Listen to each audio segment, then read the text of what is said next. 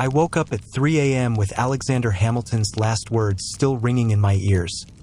Your pain doesn't disqualify you. It prepares you. For what felt like hours, I'd walked through his life in a dream so vivid, I could smell the gunpowder from Revolutionary War battlefields and feel the weight of the pen he used to write his way out of poverty. He wasn't the hero from history books. He was broken, flawed, haunted by mistakes that nearly destroyed him. But he looked at me with eyes that had survived orphanhood, war, betrayal, and unimaginable loss, and said, "If I could build something that mattered while carrying all this, what's your excuse? My nights are not quiet. I have strange dreams. Dreams where history speaks back to me. But this one changed everything. Tonight, I need to tell you what Alexander Hamilton showed me about turning suffering into strength, because his message wasn't just for me. It's for anyone who's ever felt too broken to build something beautiful. And tonight, I need to share what he showed me, because his struggles weren't just his. They're ours. His pain is the pain of everyone who's ever started from nothing and wondered if they'd ever become something. Hamilton appeared to me first as a child, standing on a Caribbean beach in St. Croix. The year was 1768, and he was barely 13 years old. The tropical sun beat down mercilessly, but he stood there shivering, his small frame racked with a grief too large for his body to contain. His mother, Rachel, had just died of fever. He described holding her hand as it went cold, watching the light leave her eyes, knowing that he was now completely alone in the world. I begged her to stay, he whispered to me. I promised I'd be good. I'd work harder. I'd do anything. But death doesn't negotiate with desperate children. His father had abandoned the family years before, disappearing into the islands like morning mist, leaving behind only debt and broken promises. Now his mother was gone too, and the local court declared him and his brother illegitimate, not worthy of inheritance, not worthy of their mother's few possessions.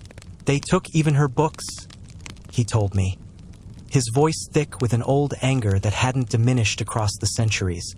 The only things that connected me to something larger than that cursed island, and they took them because my parents never married. He was an orphan with no money, no family, no prospects in a world that had already decided he didn't matter. He worked as a clerk in a trading house, counting other people's fortunes while living in a room barely larger than a closet. His hands were stained with ink, his stomach often empty, his future seemingly carved in stone. Most boys in his position would have stayed there, would have accepted that this was the ceiling of their existence. But Hamilton had something burning inside him that refused to accept limits. I wrote, he told me simply, his eyes blazing with remembered defiance. When I had nothing else, I wrote. Hamilton showed me the hurricane that struck St. Croix in 1772. The sky turned black at noon, transforming day into a terrifying twilight. Wind tore roofs from buildings like paper from books, flinging debris through the air like deadly missiles. The ocean rose up and swallowed whole streets, pulling houses into its churning embrace. People died screaming, crushed under debris or swept out to sea. He was 17, terrified, clinging to a wooden beam as the world disintegrated around him, certain he was about to die on that miserable island without ever knowing what existed beyond it. But in the aftermath, something strange happened. He sat down amid the devastation and wrote a letter describing the hurricane. Not a simple account, but a piece of writing so vivid, so powerful, so haunting in its imagery that when it was published in the local newspaper, people couldn't believe a teenage clerk had written it. The words painted pictures that made readers feel the wind's fury, smell the salt and terror, understand the fragility of human life against nature's rage. That letter changed my life, he said. Local businessmen read it and decided to fund my education in America. But here's what nobody tells you. I almost didn't write it. I sat with my pen for hours, thinking, who am I to describe this? Who will care what an orphan boy thinks about a storm? The voice that tells you you're not good enough is the first enemy you have to defeat. He showed me his hands shaking as he dipped his pen in ink, how he had to force himself to finish each sentence, how doubt whispered that he was wasting time. Success didn't come from confidence, he explained. It came from doing the terrifying thing anyway, from pushing through the paralysis of self-doubt and creating something despite the voice that said he had no right to. When Hamilton arrived in New York in 1773, he was overwhelmed by a crushing sense of inadequacy. Everyone around him at King's College had connections, family names, money, years of proper education. They spoke with polished accents, referenced books he'd never read, moved through the world with the easy confidence that comes from always belonging. He was a Caribbean orphan with a thick accent and rough manners, trying to catch up on everything he'd missed while working in a trading house. The gap between where he was and where he needed to be felt impossibly wide. "I studied 20 hours a day some weeks," he told me, his voice heavy with remembered exhaustion. "Not because I was brilliant, because I was desperate. I'd see other students laughing, socializing, sleeping normal hours, and I wanted that. God, I wanted to be able to rest. But I knew if I rested, I'd fall behind, and if I fell behind, I'd be sent back to nothing." He showed me nights when he'd fall asleep over his books, waking up with candle wax in his hair and ink smeared across his face. Times when he'd sit in class listening to his classmates casually discuss philosophy and feel like a fraud, like someone who'd snuck into a world where he didn't belong. The imposter syndrome ate at him constantly, whispering that someone would eventually discover he wasn't smart enough, wasn't refined enough, wasn't enough. "Comparison was poison," he said quietly, his eyes distant. "Every time I measured myself against someone else's starting line, I lost hours to despair. I had to learn to measure myself only against yesterday's version of myself. Did I know more today than yesterday? That was the only comparison that didn't destroy me. That was the only way forward." The Revolutionary War broke out, and Hamilton, barely in his 20s, became an artillery captain. He showed me battlefields I'd only read about in sanitized textbooks, places where history happened in blood and screaming. The reality was horror. Bodies torn apart by cannon fire, boys no older than 16 screaming for their mothers as they bled out in the mud. The smell of gunpowder and blood so thick it coated your throat and made you gag. The sanitized version of war that gets taught in schools bears no resemblance to the nightmare he lived through. "I led men into situations where I knew some wouldn't come back," he said, and his voice broke with a guilt that hadn't faded in 2 centuries. "I wrote letters to their families afterward, trying to find words that would make their deaths mean something. How do you tell a mother that her son died for an idea? How do you make that worth the empty chair at her table?" He rose quickly through the ranks, his brilliance impossible to ignore, and became George Washington's aide-de-camp. But the position brought its own torture. He was writing constantly, translating Washington's thoughts into orders, managing correspondence with Congress, working 18-hour days in a tent while battles raged outside. He was brilliant at it, indispensable to the war effort, and he hated it with a passion that consumed him. "I wanted field command," he told me, frustration still burning in his voice. "I wanted to prove myself in battle, not just on paper. I begged Washington for a command position. He refused. For years, he refused, and I felt invisible, like my talents were being wasted, while other men earned glory and recognition. The frustration nearly broke him. He showed me a moment when he almost resigned, almost walked away from the entire war effort because he felt unappreciated and trapped behind a desk. In 1781, Hamilton had a confrontation with Washington that exploded into resignation. A small misunderstanding, a perceived slight. Washington had kept him waiting for a few minutes, and Hamilton's pride erupted like a volcano. Words were exchanged, tempers flared, and in a moment of white-hot anger, Hamilton quit his position as Washington's aide. He was convinced he was right, convinced he was finally standing up for himself after years of feeling undervalued and overlooked.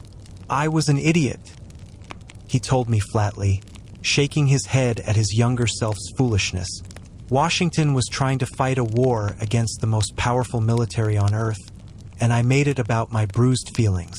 For months, I had no position, no purpose, no direction. I'd thrown away the most important relationship of my career because my ego couldn't handle a minor slight. His wife, Eliza, was pregnant with their first child. He had no income, no clear future, no plan beyond his righteous indignation. He'd sabotaged himself spectacularly, and the weight of that realization settled on him like stones. He watched other men fight, contribute, matter, while he sat on the sidelines of history because he couldn't control his temper.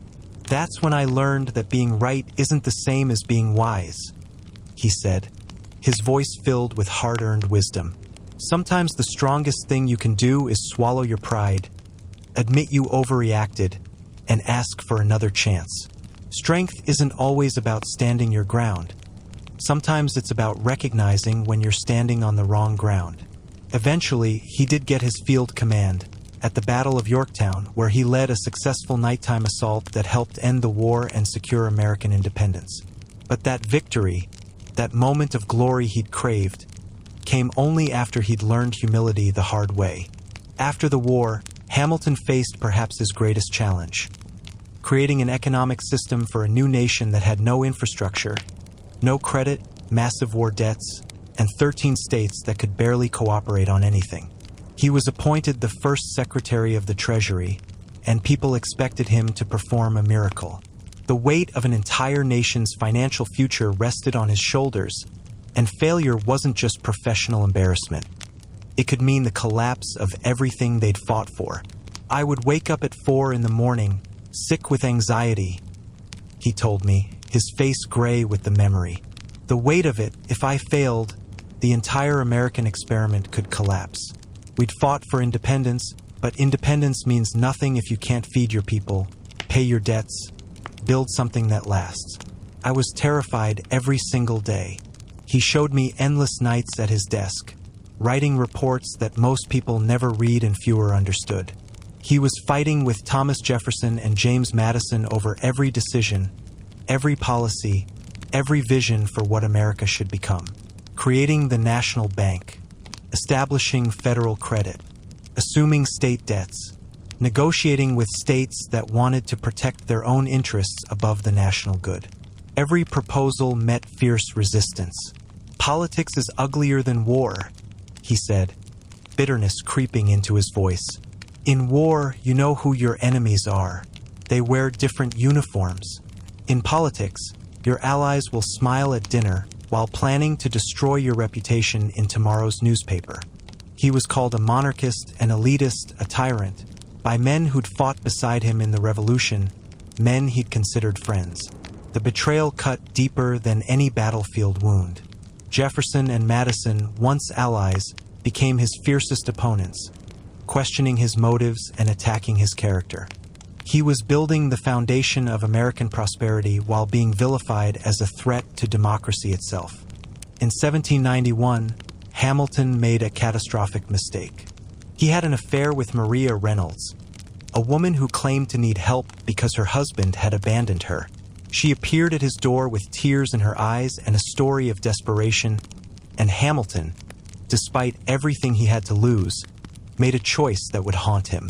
The affair lasted months, and when her husband found out, he blackmailed Hamilton for money to keep quiet.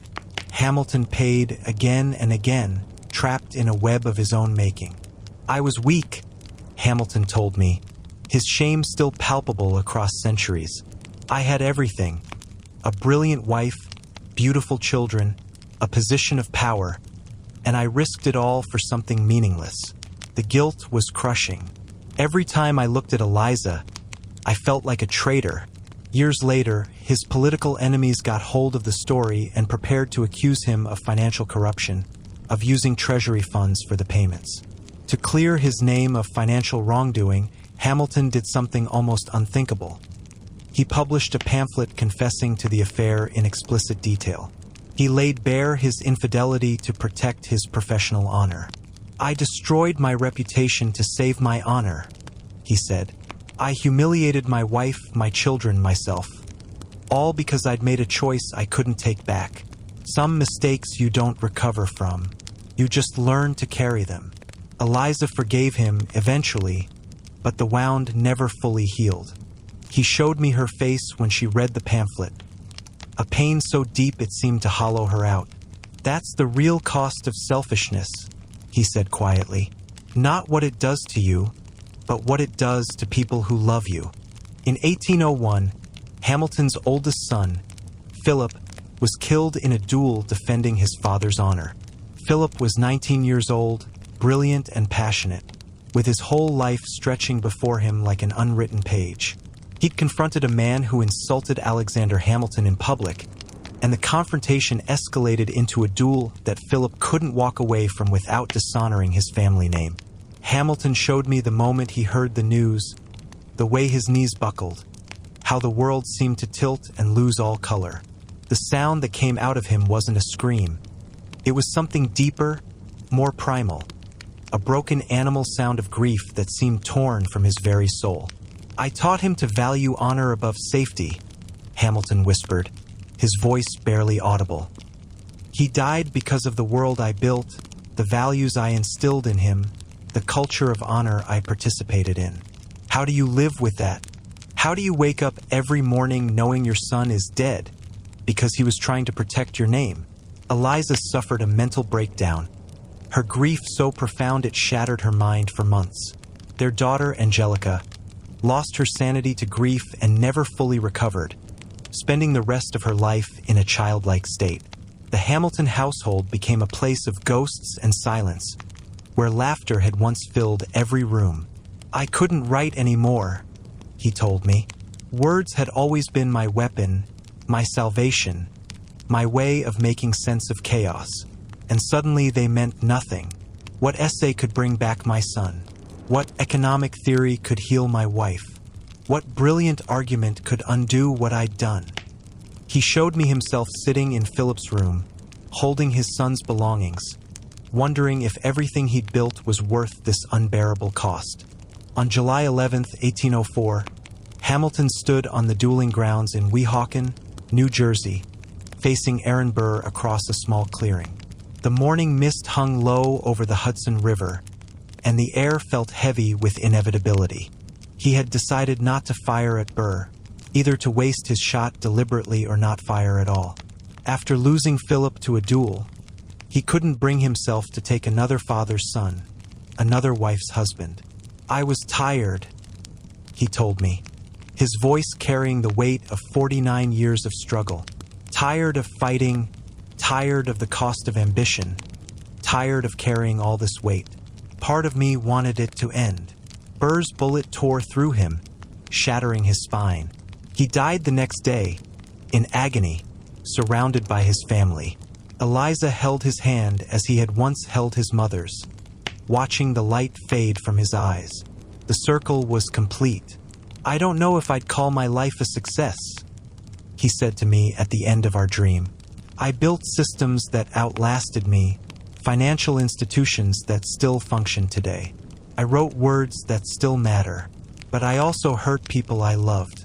I let pride and ambition drive me past the point of wisdom. Success isn't just about what you build. It's about who you become while building it." He looked at me with those intense, exhausted eyes one final time.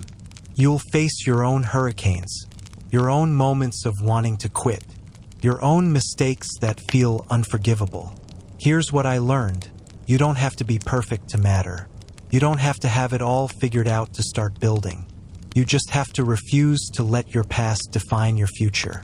I was an orphan from a forgotten island, and I helped create a nation. If I could do that while being deeply, profoundly flawed, then what's stopping you?" I woke up then, tears streaming down my face, his words still echoing in my mind like church bells that wouldn't stop ringing. The room was dark and quiet, but I felt different somehow, lighter and heavier at the same time. Alexander Hamilton's life wasn't a simple success story with a neat beginning, middle, and triumphant end. It was a story of survival, of pushing forward despite loss that would have broken most people, of building something meaningful while carrying unbearable weight that never fully lifted. His struggles weren't obstacles on the way to greatness that he simply overcame and left behind. They were the foundation of everything he became. The orphan who lost everything learned to work harder than anyone else. The immigrant who felt like an outsider learned to prove himself through words and action. The soldier who watched friends die learned that some things are worth fighting for. The father who buried his son learned that ambition without wisdom destroys what matters most. And maybe that's the real lesson he wanted me to understand, that our pain, our failures, our impossible circumstances don't disqualify us from creating something that matters. They don't make us less worthy of success or happiness or significance. They're precisely what prepare us for the fight ahead. They're what make us resilient enough to endure when things get hard, humble enough to learn from mistakes, desperate enough to keep trying when quitting would be easier. Hamilton wasn't great despite being broken. He was great because being broken taught him things that comfort never could. And as I sat there in my dark bedroom at 3 a.m., I realized he hadn't just told me his story. He'd given me permission to write my own scars, failures, doubts, and all. Because if an orphan from a forgotten island could help build a nation while carrying that much pain, then maybe our struggles aren't endings. Maybe they're just the beginning of something we can't yet imagine.